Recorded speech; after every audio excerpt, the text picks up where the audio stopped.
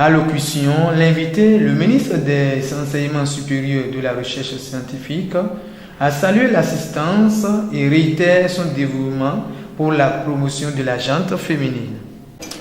Madame la coordonnatrice de WILDAF, Mesdames et Messieurs les représentantes de la société civile, défenseurs des causes de la femme, Mesdames et Messieurs les invités, chers participants et participantes,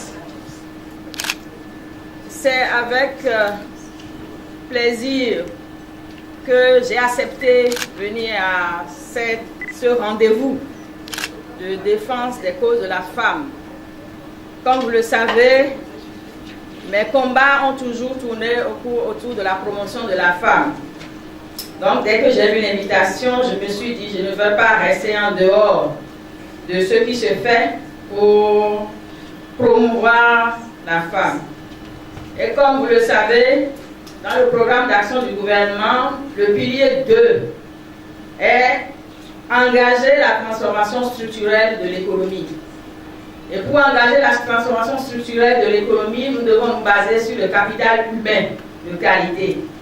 Or, un enfant qui naît dans un ménage qui a déjà des problèmes commence déjà à avoir des difficultés depuis la maternelle jusqu'à l'enseignement supérieur. Dans son discours, elle revient sur la lutte contre les mariages précoces, chose qui pourra mettre en relief la gente féminine. Un enfant qui naît dans un couple qui n'est pas un couple bien formé, où la femme a été obligée de se mettre ensemble avec quelqu'un, est déjà impactée pour toute sa vie. C'est la raison qui a fait que je me suis dit, je vais être là pour accompagner les résultats que vous avez obtenus et pouvoir faire la promotion de ces résultats-là. Le gouvernement auquel j'appartiens, et je crois la ministre du Travail en charge des affaires sociales, va mieux vous dire l'implication totale du gouvernement pour réduire les questions d'inégalité.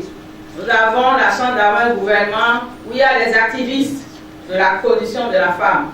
Donc vous pouvez vous réjouir, chers participants et participantes, membres de la société civile, vous qui vous battez tous les jours pour la promotion de la femme. Le changement des coutumes dépend de nous, notamment de nous femmes. Nous sommes d'abord les taïnos, nous sommes les tassis. C'est nous qui devons faire la sensibilisation. C'est nous qui devons amener les garants de la tradition à changer de comportement. Et je voudrais vous exhorter à aller dans le village, au plus fin fond des villages. Nous devons quitter nos conforts de ville pour aller continuer le combat que nous savons faire. Je pense que nous avons besoin encore de convaincre, d'accompagner les hommes de la tradition, les chefs traditionnels, les notables. Nous devons continuer autant que nous sommes, quel que soit notre niveau, quelle que soit notre responsabilité, pour que ceux qui sont garants de la tradition, comme a dit la coordonnatrice de WILDA, puissent savoir que la coutume peut s'adapter, peut s'ajuster aux réalités du moment. C'est aussi une conditionnalité pour le respect des conditions de l'âge.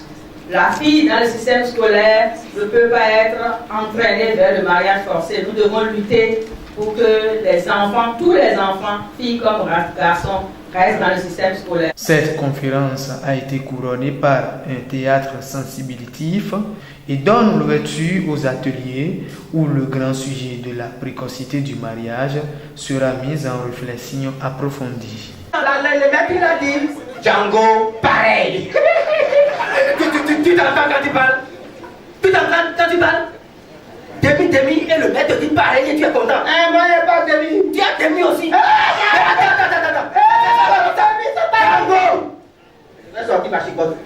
Mais vive la Togo. Pardon maître. Non, pas de pardon. Mais le gouvernement a retenu le sentiment comme vous. Le quoi?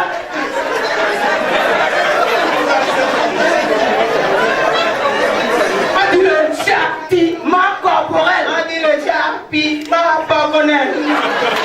Porc, j'ai arrêté dans la loi.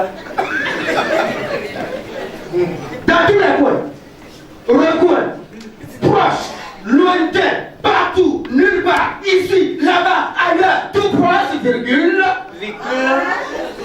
Nous devions âprement traquer proprement, et je dis pour de bon, le mariage précoce et forcé des filles, des femmes, nos mères.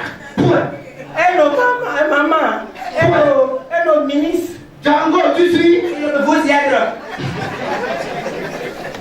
Nos filles, nos femmes, nos mères, espoir avorté et hypothéqué.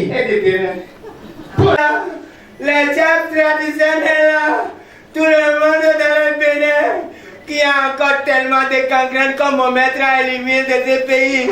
Plus jamais les règlements amicaux, qu'il y a de filles qui sont tuées dans les vents, en face de quoi, en foi, de quoi je vous délivre, etc. pour servir et valoir ce que de vous.